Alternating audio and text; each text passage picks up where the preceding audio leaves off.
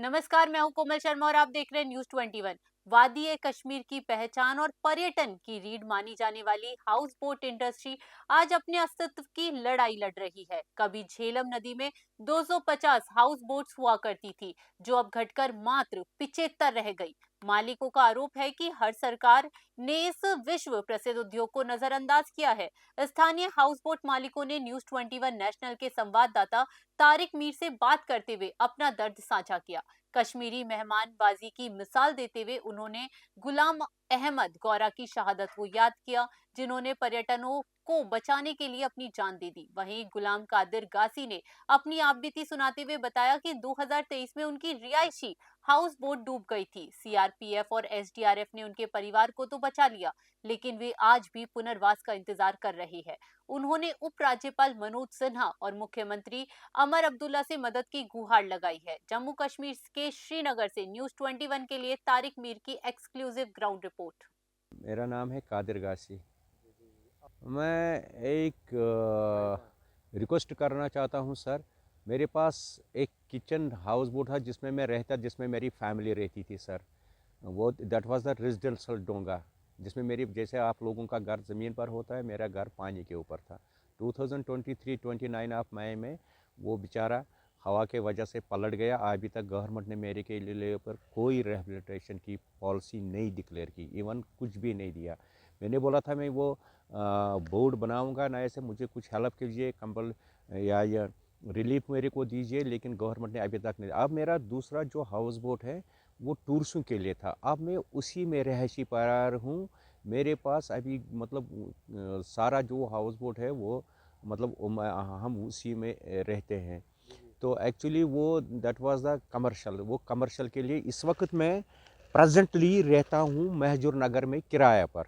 तो इतना भारी वज़न पानी पर रहता है। हज़रत नूह अलैहिस्सलाम ने एक नाव बनाई थी, मुझे लगता है उसी का दुआ है इन हाउस बोटों पर, वरना इतना मतलब इतना वज़न।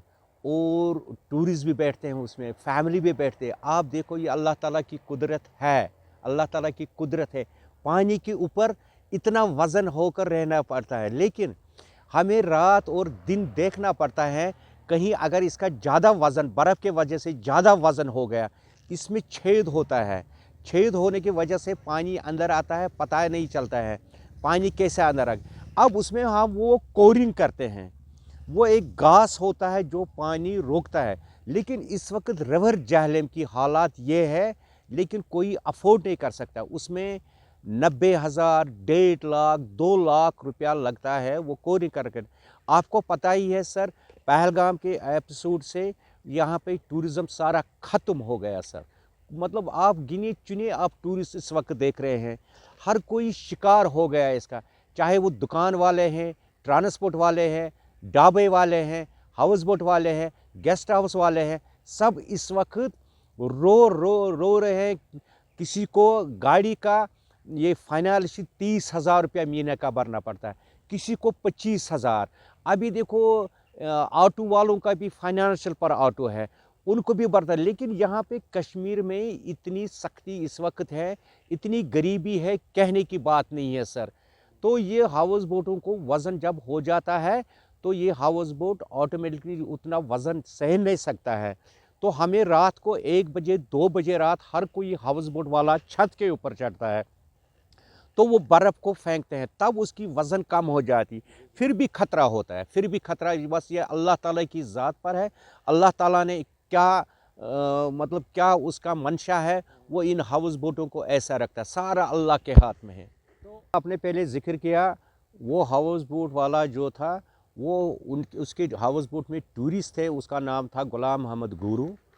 उसने डाउन टाउन में उनको घुमाने के लिए ले गया, तो वहाँ पे पानी का बहाव ज़्यादा था, तो शिकारा पलट गया। तो वो बेचारा जो गुलाम मोहम्मद गुरु था, ही वाज 60 ईयर्स ओल्ड, उसने उन टूरिस्टों को बचाया।